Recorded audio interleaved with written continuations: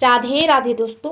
पितृपक्ष हिंदू धर्म में अत्यंत पावन और महत्वपूर्ण समय माना गया है। ये वह काल है जब हमारे पूर्वज स्वर्ग लोक से धरती पर अपने परिवार से मिलने आते हैं और अपने वंशजों से तृप्ति की आशा रखते हैं। शास्त्रों में स्पष्ट लिखा गया है कि पितृपक्ष के दिनों में कुछ विशेष कार्य और खरीदारी करना वर्जित माना जाता है, क्योंकि अगर इन दिनों में हम अनुचित कार्य कर बैठे तो हमारे पितृ अप्रसन्न हो जाते हैं और जीवन में अनेक प्रकार की कठिनाइयां खड़ी कर देते हैं। कहा जाता है कि जब किसी परिवार पर पितृ दोष लगता है तो उस घर के बने बनाए काम बिगड़ जाते हैं, अचानक लड़ाई झगड़े बढ़ने लगते हैं, धन की हानि होती है और बीमारियों का साया घर से हटता ही नहीं। यही कारण है कि इस पवित्र समय में हर इंसान को सतर्क रहना चाहिए। अगर आप चाहते हैं कि आपके पूर्वज हमेशा आपसे प्रसन्न रहें तो पितृपक्ष के दिनों में पिंडदान और श्राद्ध जरूर करना चाहिए। इससे न केवल आपके पितृ प्रसन्न होते हैं बल्कि उनके आशीर्वाद से घर परिवार में सुख समृद्धि भी बनी रहती है। भगवान श्री कृष्ण ने भी कहा है कि पितृदेव किसी कवच की तरह अपने वंशजों की रक्षा करते हैं।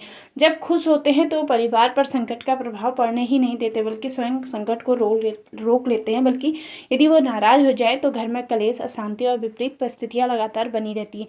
यही कारण है कि पितृपक्ष के 16 दिन अत्यंत विशेष माने जाते हैं। ये केवल श्राद्ध कर्म का समय नहीं बल्कि अपने पूर्वजों को याद करने और उन्हें सम्मान देने का एक अवसर है। इन दिनों में सच्चे मन से किया गया दान और तर्पण हमारे पितरों को प्रसन्न करता है और उनके आशीर्वाद से हमारा जीवन मंगलमय बनता है। दोस्तों राधे राधे, जय श्री कृष्ण। आज की खास वीडियो में हम बात करने वाले हैं पितृपक्ष के महत्व के साथ यह भी जानेंगे कि कैसे आप पहचान सकते हैं कि आपके घर में पितृदोष है या नहीं, उसके क्या लक्षण होते हैं और कौन से सरल उपाय करके आप अपने पितरों को प्रसन्न कर सकते हैं। दोस्तों शास्त्रों में साफ कहा गया है कि अगर पितरों को समय पर तृप्ति नहीं दी जाती है तो वो नाराज हो जाते हैं। जब पितृ प्रसन्न होते हैं तो जीवन में कंगाली, परिवार पर संकट और अचानक से खुशियों पर बुरी नज़र पड़ जाती है। इसलिए पितृपक्ष के दिनों में ये खास कार्य जरूर करने चाहिए जिन्हें अगर आप छोड़ देते हैं तो पितृदेव रुष्ट हो सकते हैं। ये सारी बातें कहीं और नहीं बल्कि शिव महापुराण में विस्तार से वर्णित है। बस आज हम इन्हीं बातों को आपके सामने आसान भाषा में रख रहे हैं ताकि हर कोई समझ सके। अब बात करते हैं पितृपक्ष की शुरुआत और महत्व की। जैसा कि आप जानते हैं पितृपक्ष हर साल पूर्वजों को समर्पित 16 दिनों का वह पावन काल है जिसमें हमारे पितृलोक से पृथ्वीलोक में आते हैं।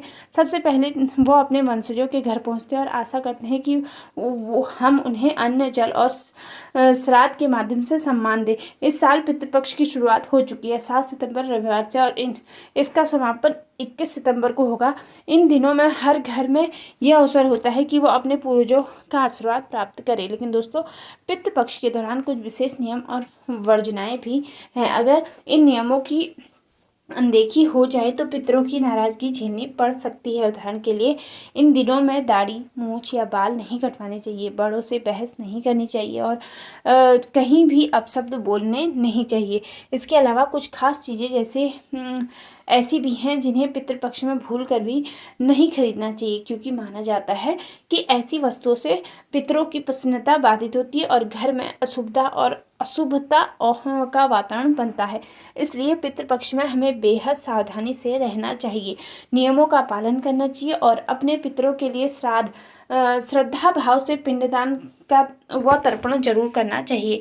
यही हमारे जीवन को मंगलमय और परिवार को समृद्ध बनाता है। तो दोस्तों इस वीडियो में हम विस्तार से आपको बताएंगे पितृदोष के लक्षण क्या हैं, उनसे बचने के उपाय कौन से हैं और पितृपक्ष में कौन से कार्य और वस्तुएं बिल्कुल भी नहीं करनी चाहिए। लेकिन उससे पहले आप सबसे एक छोटी सी विनती है, अगर आपने अभी तक चैनल को सब्सक्राइब नहीं किया है तो कर लीजिए और बेल आइकन दबाएं ताकि आगे आने वाले हर वीडियो का नोटिफिकेशन आपको समय पर मिल सके। और अगर आप सच में अपने पितरों से प्रेम करते हैं तो कमेंट बॉक्स में लिखिए जय पितृदेव। साथ ही इस वीडियो को अपने परिवार और दोस्तों तक भी जरूर पहुंचाएं ताकि वे भी इस महत्वपूर्ण जानकारी से लाभ उठा सके। तो चलिए दोस्तों बिना देर किए वीडियो की शुरुआत करते हैं। सबसे पहले बात करते हैं नमक की, जो हर किचन की पहली ज़रूरत होती है। शास्त्रों में नमक को दान देने का बहुत बड़ा महत्व बताया गया है। खासकर पितृपक्ष के दिनों में अगर आप इस समय नमक का दान करते हैं तो ये आपके पितरों को अत्यंत तृप्ति करता है। लेकिन ध्यान रखें, पितृपक्ष के दौरान नमक को खरीदना शुभ नहीं माना जाता है। कहा जाता है कि जो व्यक्ति इन दिनों नमक खरीदता है उसके घर में धीरे धीरे बीमारियों का वास हो जाता है और परिवार का स्वास्थ्य लगातार गिरने लगता है। इसलिए नमक की ज़रूरत हो तो आप श्राद्ध पक्ष शुरू होने से पहले ही घर में खरीद कर रख लेना चाहिए। अब दूसरी चीज़ है सरसों का तेल। दोस्तों, अगर आप पितृपक्ष के दिनों में सरसों का तेल खरीदते हैं तो इससे न केवल पितृदेव नाराज होते हैं बल्कि शनिदेव भी प्रसन्न हो जाते हैं। और आप तो जानते ही हैं, जब शनिदेव किसी से रुष्ट हो जाते हैं तो उस व्यक्ति की जीवन में परेशानियां और संघर्षों का अंबार लग जाता है। इसलिए पितृपक्ष में भूल कर भी सरसों का तेल नहीं खरीदना चाहिए। आप चाहें तो कोई भी और तेल खरीद लें, लेकिन सरसों का तेल ना खरीदें। ज़रूरत हो तो इसे भी श्राद्ध पक्ष शुरू होने से पहले ही ले आएं या आप बाद में लाएं, लेकिन बीच में ना खरीदें। अब आते हैं तीसरी चीज़, झाड़ू। दोस्तों, शास्त्रों में झाड़ू को माता लक्ष्मी का प्रतीक माना गया है। ये घर की नकारात्मक ऊर्जा को बाहर निकालने वाली वस्तु है, लेकिन पितृपक्ष के दिनों में झाड़ू खरीदना बेहद अशुभ माना गया है। कहा जाता है कि इस दौरान झाड़ू की खरीद से घर की आर्थिक स्थिति पर बुरा असर पड़ता है और धन का अपव्यय शुरू हो जाता है। इसलिए इस समय झाड़ू खरीदने की गलती बिल्कुल भी ना करें। झाड़ू को बाद में खरीदें, पहले खरीद लें, लेकिन पितृपक्ष के दौरान ना खरीदें। चौथी चीज़ है नए वस्त्र और आभूषण। पितृपक्ष के दौरान हमें सादगी और सात्विकता में रहना चाहिए, क्योंकि ये दिन हमारे पूर्वजों की स्मृति और तर्पण के लिए समर्पित होते हैं। ऐसे में अगर कोई व्यक्ति नए कपड़े या आभूषण खरीद कर सजावट में लिप्त हो जाते हैं तो वो पितरों को अप्रसन्न करता है। इसलिए इस अवधि में चमक दमक और फैशन से दूर रहकर सात्विक जीवन जीना ही श्रेष्ठ माना गया है। और पांचवी तथा अंतिम चीज, भूमि, भवन और वाहन। दोस्तों, पितृपक्ष के 15 दिनों को शुभ कार्यों के लिए वर्जित बताया गया है। ऐसे में इस दौरान जमीन, मकान या वाहन खरीदना आपके लिए हानिकारक साबित हो सकता है। अक्सर देखा गया है कि पितृ पक्ष में खरीदी गई संपत्ति से लाभ के बजाय नुकसान होता है और कई बार घर परिवार में संकट भी आ खड़े होते हैं। इसलिए इन चीज़ों की खरीदारी श्राद्ध पक्ष के बाद ही करनी चाहिए। वैसे भी श्राद्ध पक्ष के बाद नवरात्र शुरू हो जाते हैं और कोई भी नई चीज़ खरीदने के लिए नवरात्र की शुरुआत बहुत ही शुभ मानी जाती है। दोस्तों, अब बात करते हैं उन चीज़ों की जिन्हें पितृपक्ष में खरीदना बहुत ही शुभ माना जाता है। सबसे पहले आते हैं काले तिल पर। शास्त्रों में काले तिल को पवित्रता और पितरों को तृप्त करने वाला माना गया है। अगर पितृपक्ष के दौरान आप काले तिल घर में लाते हैं या उनका दान करते हैं तो आपको अत्यंत शुभ फल प्राप्त होते हैं। ये न केवल आपके पितरों को संतुष्ट करता है बल्कि आपके जीवन से नकारात्मकता को भी दूर करता है। दूसरी चीज है जीरा, जो हर किचन में मौजूद होता है। धार्मिक दृष्टि से जीरे को सोने के समान महत्व दिया गया है।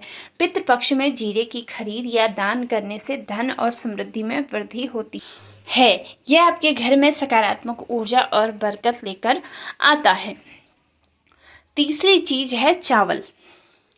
श्राद्ध करने में कच्चे चावल का विशेष महत्व है। इन्हें शास्त्रों में चांदी के समान माना गया है। पितृपक्ष के समय यदि आप चावल खरीद कर घर में रखते हैं तो जीवन की कई सारी परेशानियां स्वतः ही दूर होने लगती है और घर में शांति बनी रहती है।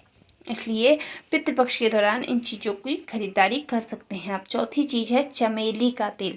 सरसों का तेल नहीं खरीदना है, लेकिन आप चमेली का तेल खरीद सकते हैं। मान्यता है कि यदि पितरों को चमेली का तेल अर्पित किया जाए तो वो अत्यधिक प्रसन्न होते हैं और वंशजों पर अपना आशीर्वाद बरसाते। इसलिए पितृपक्ष में घर पर चमेली का तेल लाना या उसका दान करना अत्यंत शुभ माना गया है। अब बात करते हैं नए वस्त्रों की। आपने सुना ही होगा कि पितृपक्ष में अपने लिए नए कपड़े खरीदने की मनाही होती है, लेकिन यदि आप नए वस्त्र विशेष रूप से पितरों और ब्राह्मणों के लिए खरीदते हैं और उन्हें दान करते हैं तो ये बेहद शुभ होता है।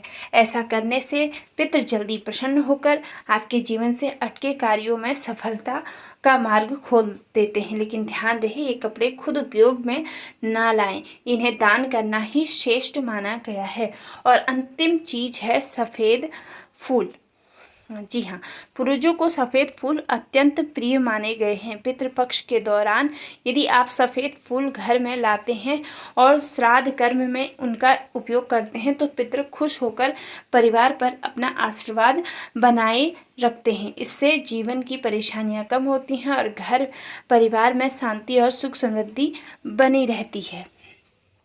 दोस्तों, पितृपक्ष के इन पावन दिनों में कुछ खास नियम और मर्यादाएं होती हैं जिनका पालन करना हर किसी के लिए बेहद जरूरी माना गया है। कहा जाता है कि यदि इन दिनों में कुछ वर्जित कार्य कर दिए जाएं तो पितृ अप्रसन्न हो जाते हैं और जीवन में अशुभ परिणाम सामने आते हैं।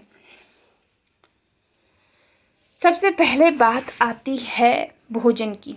जी हाँ, भोजन जो हमारा दिनचर्या का बहुत ही अहम हिस्सा है।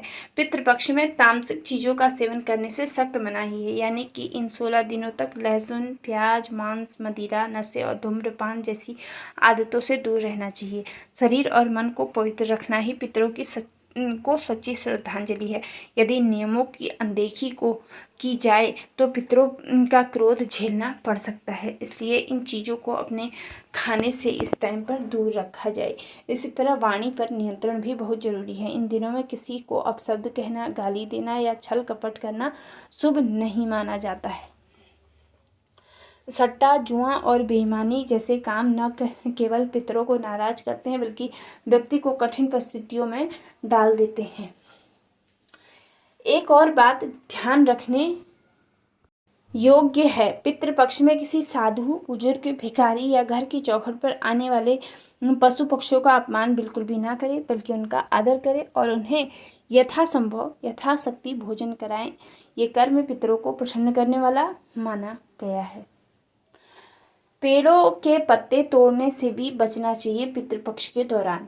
मान्यता है कि ऐसा करने से शुभ फल बाधित होते हैं और जीवन में रुकावटें आने लगती हैं। इसलिए इन दिनों प्रकृति के प्रति भी संवेदनशील रहना बहुत ज़रूरी होता है। दोस्तों, ये सभी बातें केवल परंपरा नहीं बल्कि हमारी संस्कृति की गहरी सीख है। जब हम निष्ठा और श्रद्धा से इन नियमों का पालन करते हैं तो पितर जीवन से सभी बाधाएं दूर करते हैं। और अगर हम इसमें कुछ भी कमी करते हैं, वैसे वो नाराज नहीं होते हैं, लेकिन जहाँ तक हो अपने बर्ताव में, अपने खान पान पर इन सब चीज़ों को लागू करें और सुख समृद्धि का मार्ग हमारे पितर हमारे लिए प्रकाशित करते हैं। तो आप भी इस पितृपक्ष पर इन बातों का ध्यान रखें और श्रद्धा से पालन करें। विश्वास रखिए, इससे आपको पितृदोष से मुक्ति मिलेगी और आपका जीवन धन, वैभव और संतोष से भर जाएगा। दोस्तों, आज की खास जानकारी यहीं समाप्त करते हैं। अगर वीडियो आपको अच्छी लगी हो तो लाइक करें, चैनल को सब्सक्राइब करें और घंटी यानी बेल आइकन का बटन दबाना बिल्कुल भी ना भूलें। साथ ही वीडियो को अधिक से अधिक लोगों तक जरूर पहुंचाएं, यानी शेयर करें, ताकि वो भी पितृपक्ष के महत्व को समझ सके। तब तक के लिए फिर हम मिलते हैं आपसे अगली वीडियो में। तब तक के लिए आप सभी लोगों का वीडियो के अंत तक बने रहने के लिए आप सभी लोगों का दिल से धन्यवाद। तब तक के लिए राधे राधे, जय श्री कृष्ण। खूब भाव से, श्रद्धा से पितृपक्ष मनाइए और अपने पितरों को मनाइए।